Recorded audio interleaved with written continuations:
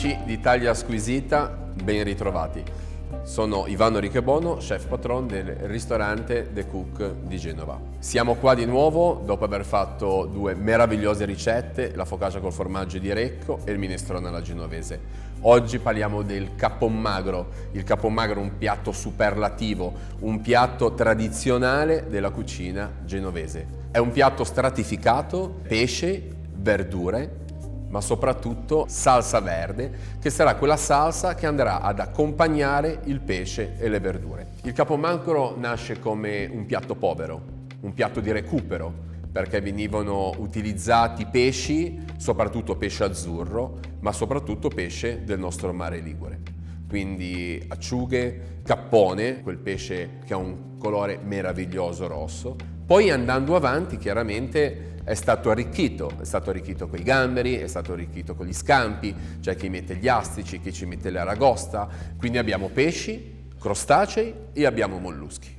Le verdure sono tantissime, non ci sono delle verdure ben stabilite. Io credo che per fare un ottimo piatto dobbiamo utilizzare le verdure di stagione. Ogni ristorante, ogni cuoco, ogni casalinga fa questo piatto un po' a modo suo.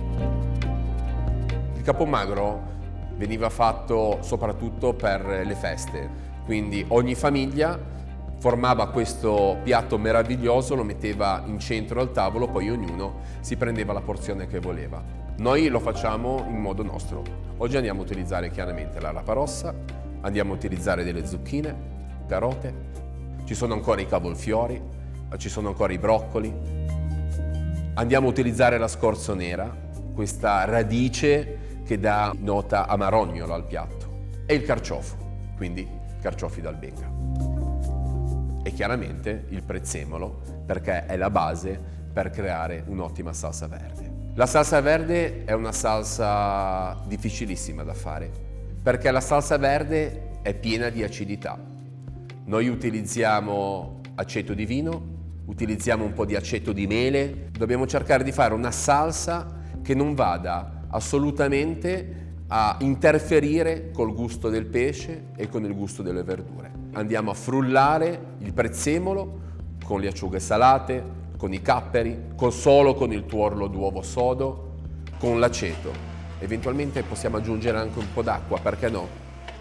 È quella che ci può aiutare ad avere un'acidità bilanciata e che non vada a distruggere assolutamente il gusto di tutti gli altri ingredienti che noi utilizziamo per fare questo piatto. E poi passiamo al pesce. Il pesce cappone, il cappone c'è quasi sempre durante l'anno. La triglia, chiaramente le triglie vanno ben spinate perché altrimenti poi ci rimangono in bocca.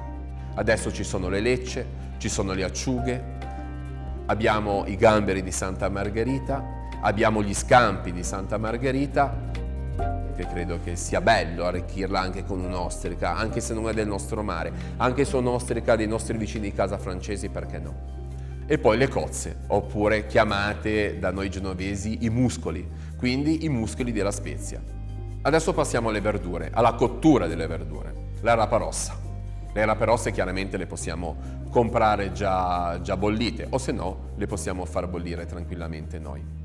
Il colore rosso è un po' il colore della festa, per quello probabilmente che veniva usato tradizionalmente per Natale.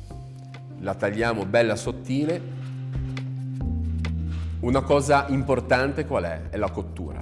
Un po' come con il minestrone, avevamo cucinato e cotto le verdure tutte separatamente. Le zucchine, le carote e i carciofi hanno cotture diverse. Le verdure devono essere tagliate all'incirca della stessa dimensione. Come le tagliamo le verdure? Le tagliamo a fette. Noi le tagliamo con la fettatrice.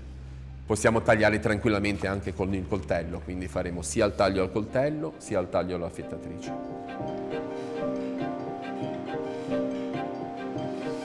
Le carote chiaramente risultano un pochettino più croccanti e le lasceremo un pochettino croccanti.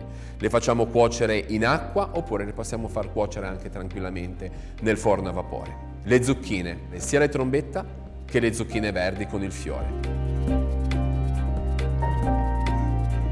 Terminiamo con i carciofi. Io direi che questi qua tranquillamente sul barbecue Il barbecue chiaramente dà quel sapore e quel gusto di legno bruciato, un sapore anche diverso rispetto alla tradizione.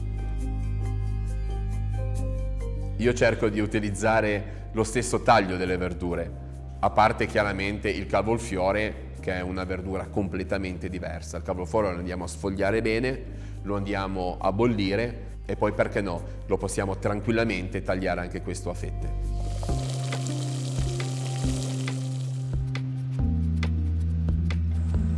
Adesso passiamo alla cottura dei pesci. Prima di cuocere dobbiamo pulirli, sventrarli, sfilettarli, andare a levare completamente le lische e poi passiamo alla cottura. Lo scorfano lo andiamo a cuocere al barbecue.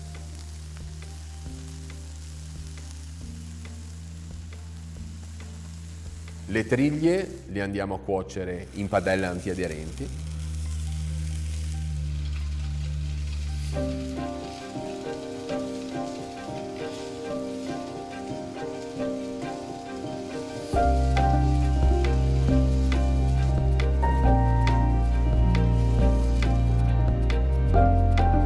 Il pesce della carne bella bianca invece ne andiamo a fare un po' al vapore e un po' bollito.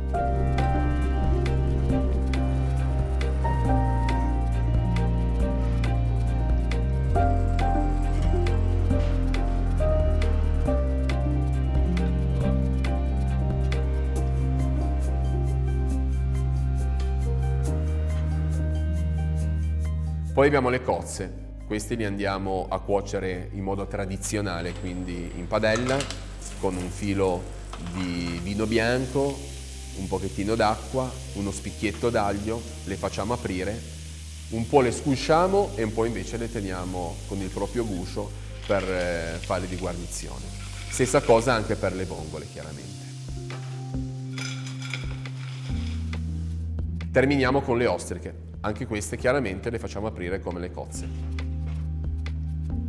Gamberi e scampi hanno la loro cottura. Li andiamo a pulire bene, i gamberi li andiamo a cuocere sul barbecue.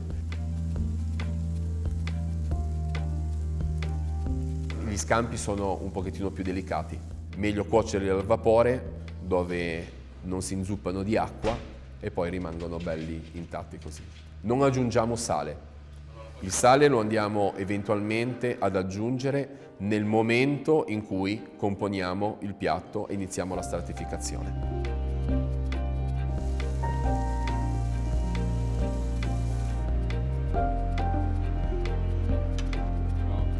Partiamo dalla galletta del marinaio. Che cos'è la galletta del marinaio? La galletta del marinaio è un pane secco fatto a forma di focaccina.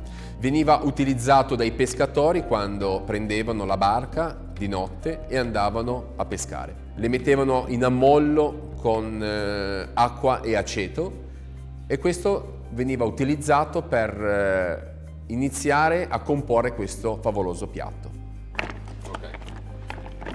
Non aspettatevi che nell'arco di un minuto la galletta del marinaio risulti bella morbida, bisogna lasciarla a mollo nell'aceto ed eventualmente possiamo aggiungere anche un po' d'acqua se vogliamo un'acidità leggermente inferiore, almeno per una decina di minuti, perché sono veramente, ma veramente secche.